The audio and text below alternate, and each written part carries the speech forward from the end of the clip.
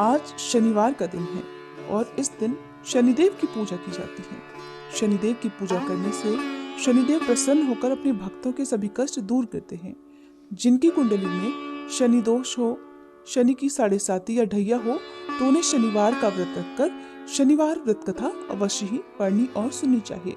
शनिदेव की कथा के साथ ही शनि चालीसा का पाठ करने से सभी प्रकार के कष्ट दूर हो जाते हैं और शनिदेव की कृपा से भक्तों के अच्छे दिन शुरू हो जाते हैं। तो आज सुनिए शनिदेव की कथा।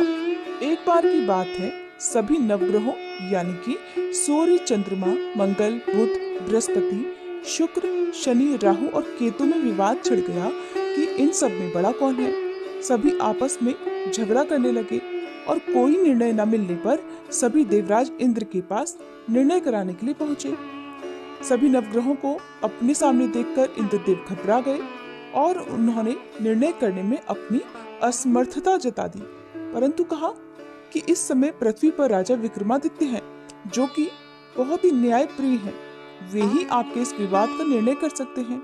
तब सभी ग्रह एक साथ राजा विक्रमादित्य के पास पहुंचे और अपने विवाद के बारे में राजा को बताया, साथ ही उनसे निर्णय करने के लिए कहा।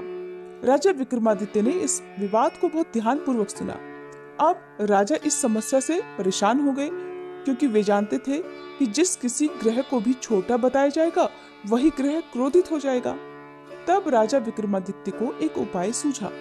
उन्होंने स्वर्ण, रजत, कांस्य, पीतल, सीसा, रांगा, जस्ता, अभ्रक और लौह, इनसे 9 सिंहासन बनवाए और उन्हें इसी क्रम से रख दिया।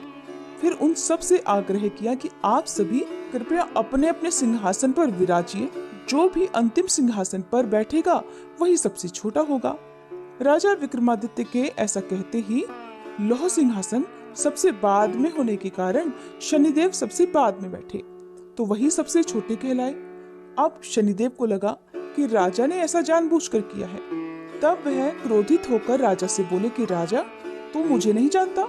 सूर्य एक राशि में 1 महीना, चंद्रमा 2.25 महीना 2 दिन, मंगल 1.5 महीना, बृहस्पति 13 महीने और बुध और शुक्र 1-1 महीने विचरण करते हैं, लेकिन मैं तो 2.5 से 7.5 साल तक रहता हूँ। बड़ों बड़ों का मैंने विनाश कर दिया है। श्री राम जी की 7.5 आई तो उन्हें वनवास हो गया।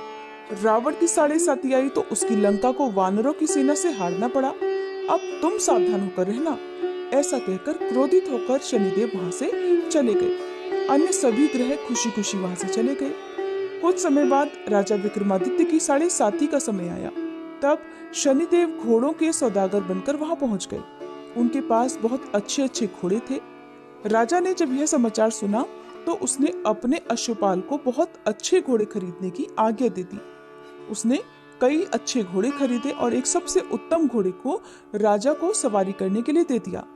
राजा जैसे ही उस घोड़े पर बैठा, वह घोड़ा सरपट वन की ओर भागने लगा और भयानक वन में पहुंचकर वह घोड़ा अंतर्ध्यान हो गया।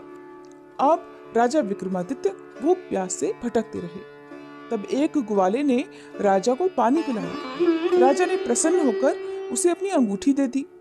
वह अंगूठी देकर अब राजा अपने नगर को चल दिए और वहां उन्होंने अपना नाम उज्जैन निवासी वीका बताया। वहां एक सेठ की दुकान में उन्होंने जल इत्यादि पिया। कुछ देर आराम किया। भाग्यवश उस दिन सेठ की खूब बिक्री हुई। सेठ बहुत प्रसन्न हो गया और बड़े प्रसन्न मन से वह राजा को भोजन कराने के लिए अपने साथ घर ले गया। राजा ने वहां खूंटी पर एक हार देखा, जिससे खूंटी निगल रही थी। देखते ही देखते उस खूंटी ने पूरा हार निगल लिया और हार गायब हो गया। तब सेठ ने आने पर देखा कि हार तो गायब है। सेठ ने समझा कि इसी ने उस हार को चुरा लिया है। तब उसने वीका को कोतवाल के पास पहुंचा दिया। अब उस नगर के राजा ने भी वीका को चोर समझकर उसके हाथ पैर कटवा दिए और नगर के बाहर फिकवा दिया। वहां से एक तेली निकल रहा था, जिसे वीका पर दया आ गई और उसने वीका को अपनी गाड़ी में बिठा लिया। वह अपनी जीभ से बैलों को हाँकने लगा।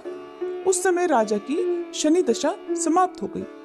वर्षा ऋतु आने पर राजा मल्हार गाने लगे। राजा जिस नगर में थे वहां की राजकुमारी मनभावनी को उनका गाना इतना पसंद आया कि उसने मन ही मन प्रण कर लिया कि वह उस राग गाने वाले से ही विवाह करेगी।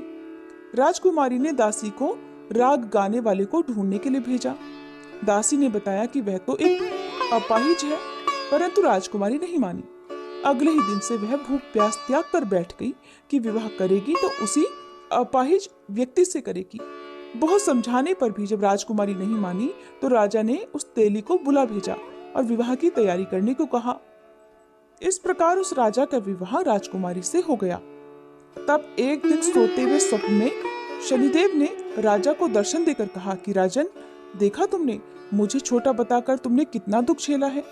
तब राजा ने शनिदेव से क्षमा मांगी और प्रार्थना करते हुए कहा कि हे शनिदेव, जैसा दुख आपने मुझे दिया है किसी और को मत दीजिएगा। शनिदेव मान गए और कहने लगे कि जो मेरी इस कथा को पढ़ेगा या सुनेगा और व्रत करेगा उसे मेरी दशा में कभी कोई दुख नहीं होगा। जो भी व्यक्ति रोज मेरा ध्यान करेगा और चींटियों को आटा डालेगा उसकी सभी मनोकामनाएं पूर्ण होंगी। तब शनिदेव ने प्रसन्न होकर राजा के हाथ पैरों को वापस ठीक कर दिया। सवेरा होने पर आंख खुलने पर राजकुमारी ने देखा तो वह हैरान हो गई। अपनी पहचान छुपाए हुए राजा ने राजकुमारी को बताया कि वह तो उज्जैन के राजा विक्रमादित्य हैं। ये बात जानकर सभी बहुत प्रसन्न हुए। सेठ ने जब सुना तो वह राजा के पैरों में गिरकर क्षमा मांगने लगा। राजा ने कहा कि वो तो शनिदेव का क्रोध था, इसमें किसी का कोई दोष नहीं। सेठ ने फिर भी निवेदन किया कि मुझे शांति तभी मिलेगी जब आप मेरे घर चलकर भोजन करेंगे। सेठ ने अपने घर तरह तरह के व्यंजनों से राजा का स्वागत सत्कार किया। साथ ही सबने देखा कि जो खूंटी हार निगल गई थी वही अब उसे उगल भी रही थी। सेठ ने बहुत सारी मोहरें देकर राजा का धन्यवाद किया। सेठ ने राजा से अपनी कन्या श्री कंवरी से विवाह करने का निवेदन किया, जिसे राजा ने तुरंत ही स्वीकार कर लिया। कुछ समय बाद राजा अपनी दोनों रानियों मनभावनी और श्री कंवरी को सभी उपहार सहित लेकर उज्जैन नगरी को चल दिए। वहां सभी नगरवासियों ने नगर के बाहर आकर राजा और अपनी रानियों का खूब आदर सत्कार किया। सारे नगर में दीपमालाएं बनाई गई, सभी द्वारों को खूब सजाया गया और सारा नगर जगमग करने लगा। तब राजा ने घोषणा की कि मैंने शनिदेव को सबसे छोटा बताया था, जबकि असल में तो शनिदेव ही सर्वोपरि हैं।